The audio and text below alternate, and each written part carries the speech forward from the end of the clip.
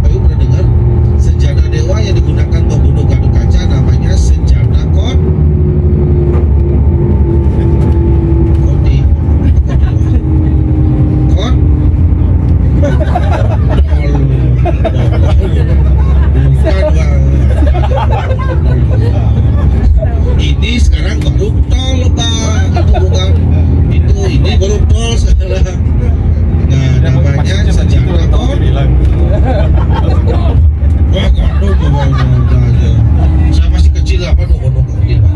Nah ini baru kok tol Pak, ini tol nih. Tol. Ini baru tol. Maksudnya tadi tuh Namanya Senjata. Oke, kita masuk tol Bali guys. Nah sekarang kita baru masuk jalan laki-laki Pak di Bali, namanya ini namanya jalan laki-laki Pak. Ya mungkin di Sulawesi atau Makassar jalan tol, di Bali namanya jalan laki-laki. Kenapa dinamai jalan laki-laki? Karena jalan ini dikerjakan oleh tenaga kerja laki-laki dan yang meresmikan juga presidennya laki-laki, itu Bapak SBY tahun 2014. Makanya jalan ini di Bali dinamai jalan laki-laki. Kalau di Jawa namanya jalan tol. Makanya kalau orang Jawa di Bali melewati jalan ini nggak boleh tidur Pak, nggak boleh tidur, tidak boleh tidur. Kenapa nggak boleh tidur? Karena masalahnya nanti kalau sudah keluar ada yang takut-takut nanti. Takut-takut maksudnya bahasa Jawa, takut-takut itu. Makanya jangan tidur Bapak Ibu selama menikmati jalan tol yang berada di atas permukaan laut. Ini jalan tol panjangnya 12,5 km menuju ke 3 kawasan wisata di Bali yang namanya kawasan Kuta, dari kan kawasan Bandara Kuta, kalau kawasan Nusa Dua di kanan, kalau kita ke kiri kawasan menuju arah sana. Ini jalan tol namanya jalan tol Bali Bandara, panjangnya 12 km, dikerjakan selama 14 bulan. Paling cepat dikerjakan karena untuk mengejar target, karena Bapak SBY akan berakhir jadi presiden. Targetnya harus selesai supaya bisa untuk kita. Karena Bali akan menjadi tuan rumah, waktu itu adalah KTT APEC. Supaya delegasi APEC ini menuju kawasan Nusa Dua tidak menutup akses pariwisata. Karena Bali ini banyak ditinggalkan oleh wisatawan karena macet Bapak Ibu dulunya. Sebelum ada tol mau ke kawasan Kuta, ada pemerintahan lewat stop bisa berjam-jam. Wisatawan malas ke Bali. Sedangkan Bali menyumbang devisa ke negara itu paling besar di bidang pariwisata. Bali protes gimana cara bisa kemacetan. Pas gubernurnya Bapak Made Mangku Pastike awalnya membuat jalan layang antara Nusa Dua sampai Kuta. Maka Bali nolak reklamasi. Menolak karena tidak boleh ada jalan melebihi dari tempat ibadah. Karena tempat ibadah sama dengan kepala, sedangkan jalan sama dengan kaki. Supaya kaki nggak di kepala, maka di Bali tidak ada jalan layang Pak. Tidak ada. Ditolak oleh Bali. Nah ditolak, makanya pemerintah punya kekayaan alam karena negara yang tidak bisa beli itu laut. Tidak izin ke dinas kelautan, diberikan izin kita jalan tol di atas permukaan laut. Makanya terciptalah jalan tol Bali Bandara. Bali Bandara ini singkat dari bersih, aman, dan indah, maju, damai, dan sejahtera. Ini menjadi salah satu akses penting bagi wisatawan ataupun delegasi dari bandara ke Nusa Dua dan sebaliknya. Sehingga itu akan membuat wisatawan yang datang ke Bali walaupun ada delegasi akan lebih aman. Tidak habis waktunya karena menunggu iring-iringan kepala negara yang mau menuju ke Nusa Dua. Nah bukan jalan tol aja, di Bali juga ada jalan til. Kenapa jalan til? Karena lebih kecil. Contohnya untuk sepeda motor.